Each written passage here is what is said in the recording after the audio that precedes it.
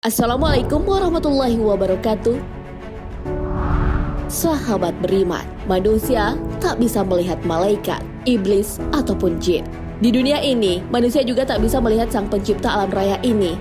Lalu bisakah kita melihat Allah Subhanahu wa Ta'ala di hari akhir nanti? Siapa saja yang bisa melihat Allah Subhanahu wa Ta'ala nantinya? Lalu bagaimana agar kita bisa menjadi golongan yang melihat Allah Subhanahu wa Ta'ala? Simak ulasannya dengan menonton video ini hingga akhir. Tentunya hanya di channel Islam Populer.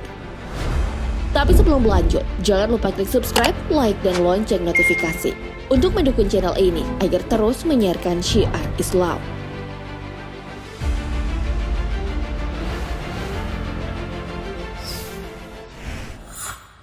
Melihat Allah Subhanahu wa Ta'ala di padang mahsyar. Dalam kitab Sahih Muslim, diceritakan sekelompok orang pernah menanyai Rasulullah Shallallahu Alaihi Wasallam berkaitan bisa tidaknya manusia melihat Allah Subhanahu Wa Taala. Nabi Shallallahu Alaihi Wasallam kemudian bersabda, apakah kalian berdesak-desakan untuk melihat matahari dan bulan apabila tidak ada awan? Kami berkata, tidak wahai Rasulullah, kalian pun nanti pada hari kiamat tidak akan berdesak-desakan melihat Allah Subhanahu Wa Taala sebagaimana kalian melihat matahari dan bulan. Hadits riwayat Bukhari. Rasulullah Shallallahu Alaihi Wasallam kemudian menceritakan peristiwa yang terjadi di padang mahsyar. Kelak, di sana setiap umat akan diperintahkan untuk pergi kepada yang disembahnya selama hidup. Orang-orang yang menyembah salib akan pergi ke salib mereka. Kaum yang menyembah berhala akan pergi bersama berhala mereka. Setiap yang menyembah selain Allah akan pergi kepada sesembahannya. Satu persatu kaum pun ditanyai, dimulai dari orang-orang Yahudi. Mereka ditanya, apa yang kalian sembah dahulu? Kemudian mereka menjawab, kami dahulu menyembah Uzair anak Allah, namun jawaban mereka dibantah. Kalian telah berdusta, Allah tidak punya istri, tidak punya anak. Apa yang kalian inginkan? Mereka menjawab, bahwa mereka haus, mereka ingin minum, karena keadaan padang mahsyar yang begitu panas. Mereka pun digiring dan dipersilahkan minum. Satu persatu dari mereka jatuh ke dalam neraka jahanam. Neraka jahanam itu terlihat seperti fata morgana. Kemudian, penganut Nasrani ditanya pertanyaan yang sama. Mereka lalu menjawab bahwa mereka menyembah Nabi Isa anak Allah. Lagi-lagi jawaban mereka kembali dibantah. Kalian berdusta, Allah tidak memiliki anak, tak pula istri. Apa yang kalian inginkan? Mereka juga sama dengan kaum Yahudi, sama-sama merasakan kehausan. Namun, mereka juga kembali dimasukkan ke dalam neraka jahanam.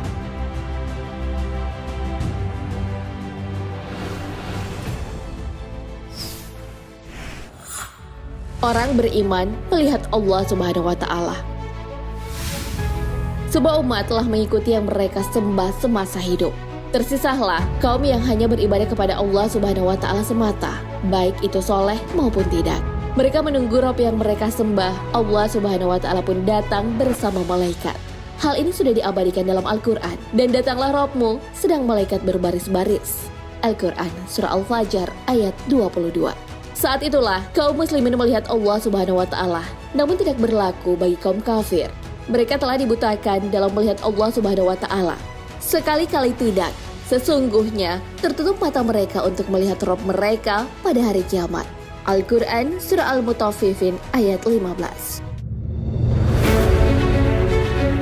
Allah Subhanahu wa Ta'ala berfirman, aku Rob kalian yang dulu kalian sembah. Lalu mereka berkata, engkau Tuhan kami. Kemudian Allah Subhanahu wa Ta'ala bertanya mengenai tanda-tanda Allah Subhanahu wa Ta'ala yang diketahui oleh kaum mukmin.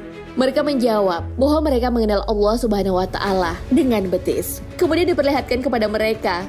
Hal ini sesuai hadis dari Abu Sa'id Al-Khudri. Rasulullah Shallallahu Alaihi Wasallam bersabda, Allah Subhanahu wa Ta'ala menyingkap betisnya, maka sujudlah seluruh orang beriman kepadanya. Hadits riwayat Bukhari. Tentu saja, betis yang dimaksud adalah betis yang berbeda dari yang dimiliki oleh manusia atau makhluk hidup lainnya. Hal itu juga berlaku pada sifat Allah yang lain. Allah Maha melihat, tapi tentu saja melihatnya berbeda dengan yang lain. Allah Subhanahu wa Ta'ala Maha mendengar, tentu mendengarnya berbeda dengan makhluk yang lain. Hal ini sudah ditegaskan dalam Al-Quran. Allah tidak serupa dengan apapun juga, dan Allah Maha mendengar lagi Maha melihat. Al-Quran Surah Asy-Syurah ayat 11.